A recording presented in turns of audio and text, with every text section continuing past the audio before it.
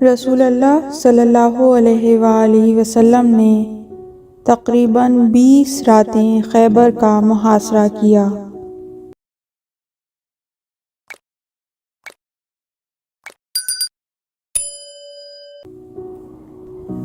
یہودی قلعہ خیبر کے گرد خندق کھود چکے تھے۔ مسلمانوں کی یہودیوں سے قلعوں کے سامنے اور اطراف میں جھڑپیں ہوتی رہیں۔ کبھی ابو بکر مسلمانوں کی جمعیت کو لے کر آگے بڑھے، کوشش کی لیکن کچھ نہ کر سکے اور لوٹ آئے، ایسی حالت میں کہ وہ اپنے ساتھ جانے والے لشکر کو ملامت کرتے تھے اور ساتھ جانے والے انہیں طعنے دیتے تھے۔ پھر عمر ساتھیوں کو لے کر تھوڑی دور گئے اور پلٹ آئے۔ آ کر وہ اپنے ساتھیوں کو اور ساتھی عمر کو بزدل کہہ رہے تھے۔ جب مسلمان اتنا عرصہ کچھ نہ کر سکے اور پسپا ہوتے چلے گئے تو نبی کریم صلی اللہ علیہ وآلہ وسلم نے فرمایا کہ کل میں علم اس کو دوں گا کہ جو کرار ہوگا، غیر فرار ہوگا۔ وہ ایک ایسا مرد ہے جو اللہ اور اس کے رسول سے محبت کرتا ہے اور اللہ اور اس کا رسول اسے چاہتے ہیں۔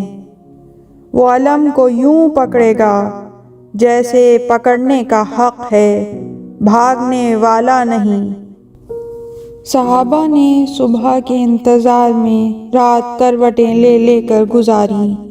ہر ایک کی یہ خواہش تھی کہ علم اس کو ملے۔ امام علی علیہ السلام کی طرف سے تو انہیں اطمینان تھا کہ وہ میدان میں نہیں جا سکتے، کیونکہ آشوب چشم کی وجہ سے وہ قدم رکھنے کی جگہ بھی نہیں دیکھ سکتے۔ چنانچہ وہ ایک دوسرے کو یہ کہہ کر امید دلاتے کہ علی کی طرف سے مطمئن رہو، ان کی آنکھیں دکھ رہی ہیں، وہ تو علم لے کر میدان میں جانے سے رہے، اب ہم ہی میں سے کسی ایک کو علم دیا جائے گا۔ ادھر یہ قیاس آرائیاں ہو رہی تھیں، ادھر امام علی علیہ السلام سے جب رسول اللہ کے اس اعلان کا ذکر کیا گیا تو اتنا کہہ کر خاموش ہو گئے کہ بار الہٰ جسے تو عطا کرے اسے کوئی محروم نہیں کر سکتا، اور جسے تو محروم رکھنا چاہے اسے کوئی عطا نہیں کر سکتا۔ صبح ہوئی تو پیغمبر اکرم صلی اللہ علیہ وآلہ وسلم کے خیمے کے سامنے تمام صحابہ جمع ہوئے اور در خیمہ پر نظریں جما کر بیٹھ گئے۔ ہر ایک یہ امید لگائے ہوئے تھا کہ علم اسی کو ملے گا۔ پیغمبر اکرم صلی اللہ علیہ وآلہ وسلم نماز صبح سے فارغ ہو کر ہاتھوں پر سفید پرچم لیے ہوئے خیمے سے باہر تشریف لائے۔ پرچم پر نظر پڑتے ہی لوگوں میں ہلچل مچی، کچھ لوگ صفوں کو چیرتے ہوئے آگے بڑھے، کسی نے گردن بلند کی اور کوئی گھٹنوں کے بل اونچا ہوا تاکہ پیغمبر کی نظر ان پر پڑ سکے۔ یوں تو ہر ایک علم لینے کے لیے بے چین اور فتح کا صحرا اپنے سر باندھنے کے لیے بے قرار تھا، مگر کچھ لوگوں کی بے چینی اس حد تک بڑھی کہ تاریخ میں ان کے نام آئے بغیر نہ رہ سکے۔ چنانچہ ان میں سے ایک عمر خود کہتے ہیں، مجھے اس دن سے پہلے کبھی سرداری کی خواہش نہیں ہوئی، مگر اس دن میں اونچا ہو کر اور گردن لمبی کر کے امید کر رہا تھا کہ علم مجھے دیں گے۔ پیغمبر اکرم سے کسی کے شجاعانہ کارنامے ڈھکے چھپے ہوئے نہ تھے کہ کسی کے گردن بلند کرنے یا گھٹنوں کے بل اونچا ہونے سے متاثر ہوتے، یا کسی کو عمداً نظر انداز کر دیتے یا نظروں سے اوجھل ہونے کی وجہ سے بھول جاتے۔ آپ نے مجمع پر ایک نظر ڈالی اور فرمایا کہ علی کہاں ہیں؟ کسی کو یہ سان و گمان بھی نہ تھا کہ علی کا نام لیا جائے گا۔ ہر طرف سے شور اٹھا کہ ان کی آنکھیں دکھ رہی ہیں۔ فرمایا کہ کسی کو بھیجو اور انہیں بلاؤ۔ جب امام علی علیہ السلام خدمت اقدس میں تشریف لائے تو آن حضرت نے ان کا سر اپنے زانوں پر رکھ کر آنکھوں میں لعاب دہن لگایا اور فرمایا، بار الہا انہیں گرمی اور سردی کے اثرات سے محفوظ رکھ اور دشمن کے مقابلے میں ان کی نصرت و امداد فرما۔ لعاب دہن رسول نے اکسیر شفا کا کام کیا۔ اسی وقت آشوب چشم جاتا رہا اور سوزش و تکلیف ختم ہو گئی۔ جب مولا علی کی آنکھیں روشن ہو گئیں تو پیغمبر اکرم نے اپنے ہاتھ سے زرہ پہنائی، تلوار کمر میں حمائل کی اور علم دے کر خیبر فتح کرنے کا حکم دیا۔ امام علی علیہ السلام علم لے کر اٹھ کھڑے ہوئے اور جاتے ہوئے رخ موڑ کر پیغمبر اکرم سے پوچھا کہ کب تک لڑوں؟ فرمایا، جب تک وہ اسلام قبول نہ کر لیں۔ اگر تمہارے ذریعے ایک شخص بھی راہ حق پر آ گیا تو وہ تمہارے لیے سرخ بالوں والے اونٹوں سے بہتر ہوگا۔ امام علی دوڑتے ہوئے میدان کی طرف بڑھے۔ کچھ لوگوں نے کہا کہ ذرا ٹھہریے، ہم بھی ساتھ ہو لیں، مگر مولا علی نے جوش شجاعت میں توقف نہ کیا اور قلعہ قموس کے قریب پہنچ کر رکے اور علم سنگلاخ زمین میں گاڑ دیا۔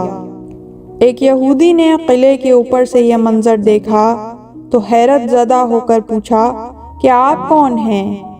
کہا کہ میں علی ابن ابی طالب ہوں۔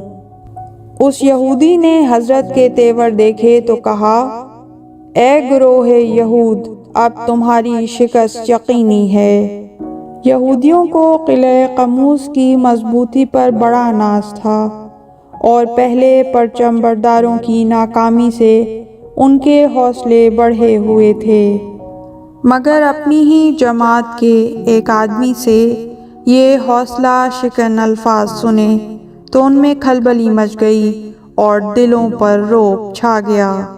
اب لشکر اسلام میں سے کچھ لوگ اور بھی حضرت کے پاس پہنچ گئے اور قلعے کے سامنے قدم جما کر کھڑے ہو گئے۔ سردار قلعہ مرحب کا بھائی حارث، جو اس سے پہلے بھی میدان میں نکل چکا تھا، قلعے سے باہر آیا اور ایک دم حملہ کر کے 2 مسلمانوں کو شہید کر دیا۔ امام علی نے بڑھ کر اس پر حملہ کیا اور اسے موت کے گھاٹ اتار دیا۔ مرحب نے جب دیکھا کہ اس کا بھائی مارا جا چکا ہے تو اس کی آنکھوں میں خون اتر آیا۔ اس نے زرہ پر زرہ پہنی، سر پر پتھر کا تراشا ہوا خود رکھا اور 2 تلواریں اور 3 بھال کا نیزہ لے کر قلعے سے باہر آیا اور یہ رجز پڑھتے ہوئے مبارز طلب ہوا، اہل خیبر جانتے ہیں کہ میں مرحب ہوں، جو ہتھیار بند، بہادر اور آزمودہ کار ہے۔ مرحب بڑا تنومند اور شہزور تھا۔ اس کے للکارنے پر کسی کو جرأت نہ ہوئی کہ اس کے مقابلے کے لیے نکلتا۔ جب امیر المومنین علی ابن ابی طالب علیہ السلام نے اس کا رجز سنا تو یہ رجز پڑھتے ہوئے اس کے مقابلے کے لیے نکلے، میں وہ ہوں کہ میری ماں نے میرا نام حیدر رکھا ہے، مثل جنگل کے شیر کے ہوں، سخت بہادر، اور میں تلوار سے تمہارا ناپ تول کروں گا جیسے بڑا پیمانہ کرتا ہے۔ میں تم پر ایسا وار کروں گا جو جوڑ بند کو توڑ دے اور حریف کو درندوں کا لقمہ بننے کے لیے چھوڑ دے۔ مرحب نے آگے بڑھ کر امام علی علیہ السلام پر تلوار کا وار کرنا چاہا، مگر آپ نے اسے موقع نہ دیا اور پھر تاک کر تلوار اس کے سر پر ماری، یہاں تک کہ تلوار ہونٹ کو کاٹتی اور سر کی ہڈی کو توڑتی ہوئی جبڑوں تک اتر آئی۔ مرحب زمین پر گرا اور گرتے ہی دم توڑ دیا۔ مرحب کے مارے جانے سے یہودیوں میں بددلی پیدا ہو گئی، اور جب مرحب کے علاوہ چند اور نامور شجاع بھی امام علی کے ہاتھ سے مارے گئے تو ان میں بھگدڑ مچ گئی اور سب کے سب قلعے کی جانب بھاگ کھڑے ہوئے۔ امام علی علیہ السلام لڑتے ہوئے آگے بڑھ رہے تھے کہ ایک یہودی نے آپ کے ہاتھ پر ضرب لگائی، جس سے سپر چھوٹ کر گر پڑی۔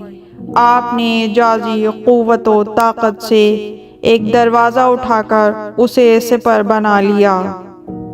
وہ دروازہ اتنا وزنی تھا کہ بعد میں 8 آدمیوں نے مل کر اسے اٹھانا چاہا، مگر ان کی کوشش ناکام رہی۔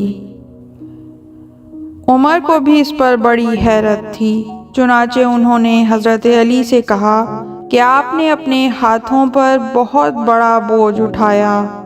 امام علی علیہ السلام نے فرمایا کہ وہ مجھے اپنی سپر سے زیادہ وزنی معلوم نہیں ہوا۔ یہودی مولا علی کے اس غیر معمولی مظاہرے قوت سے متاثر ہو کر قلعے کے اندر داخل ہو گئے۔ مولا علی نے آگے بڑھ کر قلعے کے آہنی در کو جھٹکا دیا اور اس کے دونوں پٹ اکھڑ کر آپ کے ہاتھوں میں آ گئے، اور فتح نے جھوم کر آپ کے دونوں قدم چوم لیے۔ یہ حیرت انگیز قوت روحانیہ ہی کا کرشمہ ہو سکتی ہے، ورنہ عام انسانی قوت و طاقت اس کی متحمل نہیں ہو سکتی۔ چنانچہ حضرت خود فرماتے ہیں، میں نے خیبر کا دروازہ اپنی جسمانی قوت سے نہیں اکھاڑا، بلکہ الہی قوت کہ جو مجھے عطا کردہ تھی پروردگار عالم کی طرف سے، اس کے ذریعے سے اکھاڑا ہے۔ خیبر کا علاقہ بڑا سرسبز و شاداب تھا۔ جب یہ مسلمانوں کے قبضے میں آیا تو ان کے لیے معاشی وسعت کی راہیں کھل گئیں، اور یہودیوں کے خزانے مسلمانوں کی دسترس میں آ گئے۔ اس غزوے میں اگرچہ پیغمبر اکرم کے ہمراہ سواروں اور پیادوں کا جم غفیر تھا، مگر جس کے زور بازو سے یہ مہم سر ہوئی وہ فاتح خیبر علی ابن ابی طالب تھے۔ یہ شرف پروردگار عالم نے مولا علی کے لیے اٹھا رکھا تھا، جنہوں نے اپنی خداداد قوت و طاقت سے یہودیوں کو شکست فاش دے کر اسلام کی سربلندی کا سامان کیا، اور یہودی سرمایہ داروں کو ایک باج گزار کی حیثیت سے زندگی بسر کرنے پر مجبور کر دیا۔ اللہم صلی علی محمد وآل محمد۔ پروردگار رحمتیں نازل فرما محمد اور ان کی پاک آل پر، ہزاروں کروڑوں درود و سلام۔ اللہم عجل لولیک الفرج۔ پروردگار قائم آل محمد کو، ہمارے زمانے کے علی کو، پرچم حق کے ساتھ اذن ظہور عطا فرما۔ اس طرح کی مزید تحقیقی، علمی اور تاریخی ویڈیوز دیکھنے کے لیے چینل کو سبسکرائب کیجیے اور بیل آئیکن پہ کلک کیجیے۔ ویڈیو کو لائک کریں اور کامنٹس کے ذریعے بتائیے کہ آپ کو ویڈیو کیسی لگی۔ اگلی ویڈیو تک کے لیے خدا نگہدار۔